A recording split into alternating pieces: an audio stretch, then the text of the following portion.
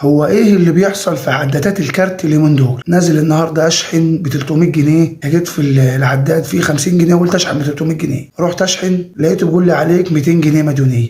جم منين 200 جنيه مديونيه؟ ايه اللي بيحصل؟ في حوار بيتعمل في عدادات الكارت مش عارفين نوصل له حل. سالت كذا واحد وكذا واحد بيشحن قالوا نفس القصه، في واحد جاله 200، واحد جاله 300، واحد جاله 400، واحد جاله 150، واحد جاله 90 جنيه. انا لا عليا ديون في الشركه ولا على اي حد ديون في الشركه ولا في ديون عليا مديونيه قديمه. كل الناس النهارده بتكلم معاه اللي عليه 100 جنيه، اللي عليه 300 جنيه، اللي عليه 50 جنيه. هو في ايه؟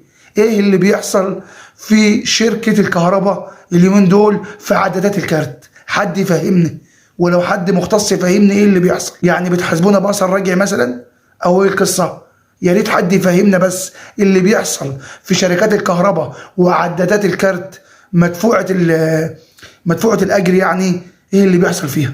العداد ابو كارت بتروح تشحن تلاقي عليك مديونيه ليه؟ جت منين المديونيه دي اساسا؟ كل الناس النهارده بتتكلم، وحد النهارده قال لي اتكلم على موضوع عدادات الكارت. فيا ريت حد يفهمنا ويقول لنا ايه اللي بيحصل بالظبط في عدادات الكارت. في ديون بتيجي عليك، بتروح تشحن تلاقي عليك 50 جنيه، بتروح تشحن تلاقي عليك 200 جنيه. بتوع ايه؟ جم منين ال 200 جنيه؟ ما انت شاحن ب 300 جنيه او ب 400 جنيه او ب 150 جنيه. يعني ايه اللي بيحصل؟